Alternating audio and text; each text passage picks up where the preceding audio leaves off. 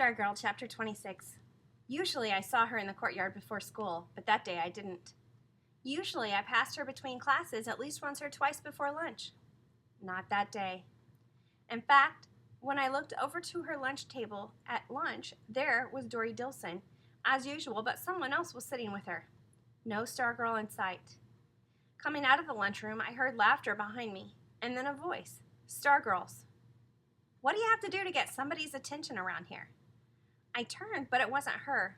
The girl standing, grinning in front of me, wore jeans and sandals, had burnt red nails and lipstick, painted eyes, finger rings, toe rings, hoop earrings I could put my hand through, hair.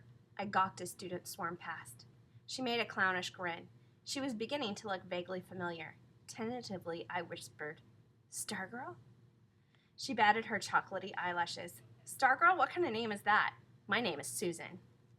And just like that, Stargirl was gone, replaced by Susan Julia Carraway, the girl she might have been all along. I couldn't take my eyes off her. She cradled her books in her arms. The sunflower canvas bag was gone. The rat was gone. The ukulele was gone. She turned around slowly for my open-mouthed, dumbstruck inspection. Nothing goofy, nothing different could I see. She looked magnificently, wonderfully, gloriously ordinary. She looked just like 100 other girls at Micah High. Stargirl had vanished into a sea of them, and I was thrilled. She slid a stick of chewing gum into her mouth and chewed away noisily. She winked at me. She reached out and tweaked my cheek the way that my grandmother would and said, "What's up, cutie?" I grabbed her, right there, outside the lunchroom in the swarming mob. I didn't care if others were watching. In fact, I hope they were. I grabbed her and squeezed her. I've never been so happy and so proud in my life. We sailed through time. We held hands in the hallways, on the stairs, in the courtyard. In the lunchroom, I grabbed her and pulled her over to our table. I looked to invite Dory Dilson, too, but she was gone. I sat there grinning while Kevin and Susan gabbed and gossiped over our sandwiches. They joked about her disastrous appearance on Hot Seat. Susan suggested that I should go on Hot Seat one of these days, and Kevin said, no, he's too shy, and I said, not anymore, and we all laughed. It was true. I didn't walk. I strutted. I was Susan Carraway's boyfriend. Me. Really? That Susan Carraway? The one with the tiny barrettes and toe rings? Yep, that's the one. My girlfriend. Call me Mr. Susan. I started saying we instead of I, as in, we'll meet you there, or we like fajitas. Whenever I could, I said her name out loud, like blowing bubbles. The rest of the time I said it to myself. Susan. Susan. We did our homework together. We hung out with Kevin. Instead of following strangers around, we went to the movies and plunged our hands together into the $6 super tub of popcorn.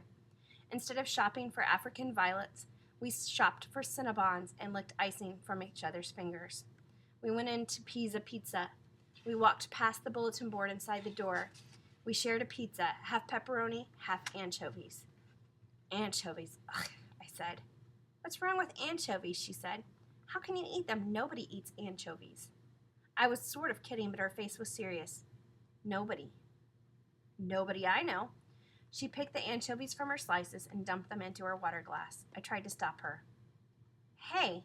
She pushed my hand away. She dropped the last anchovy into the glass. I don't want to be like nobody. On the way out, we ignored the bulletin board. She was mad for shopping. It was as if she had just discovered clothes. She bought shirts and pants and shorts and costume jewelry and makeup. I began to notice that all the items of clothing had one thing in common. They all had the designer's name plastered prominently on them. She seemed to buy not for color or style, but for designer label size. She constantly quizzed me on about what other kids would do, would buy, would say, would think. She invented a fictitious person whom she called Evelyn Everybody. Would Evelyn like this? Would Evelyn do that? Sometimes she misfired, as with laughing. For several days she was on a laughing jag. She didn't just laugh, she boomed. Heads turned in the lunchroom. I was trying to work up the nerve to say something when she looked at Kevin and me and said, would Evelyn laugh this much? Kevin stared at his sandwich. I sheepishly shook my head. The laughing stopped, and from that moment, she did the perfect imitation of a sullen, pout-lipped teenager. In every way, she seemed to be typical, ordinary, everyday, run-of-the-mill teenager. And it wasn't working. At first, I neither noticed nor cared much that the shunning continued. I was too busy being happy that she was, as I saw it, now one of us. My only regret was that we could not play the basketball season over again. In my mind's eye, I pictured her aiming her incredible zeal and energy exclusively at the electrons. We could have won games on her cheering alone. It was she who said it first. They still don't like me. We were standing outside the TV studio after school. As usual, people were passing by as if we weren't there. Her lips quivered. What am I doing wrong? Tears made her eyes even larger. I squeezed her hand. I told her to give it some time. I pointed out that the state basketball finals would take place in Phoenix that Saturday, and that would end the season and clear the way for her cheerleading crimes to be forgotten. Her mascara was muddy. I had seen her sad many times before, but always for someone else. This was different. This was for herself, and I was powerless to help. I could not find it in me to cheer up the cheerleader. That night, we did homework together at her house. I ducked into her room to check out her happy wagon. There were only 2 stones in it. When I came to school the next day, there was something different about the buzz in the courtyard. The arriving students were milling about, some roaming at random, some in clusters, but as I approached, there seemed to be a distinct clearing around the palmetto. I wandered in that direction, and through the crowd, I could see that someone, Susan, was seated on the bench.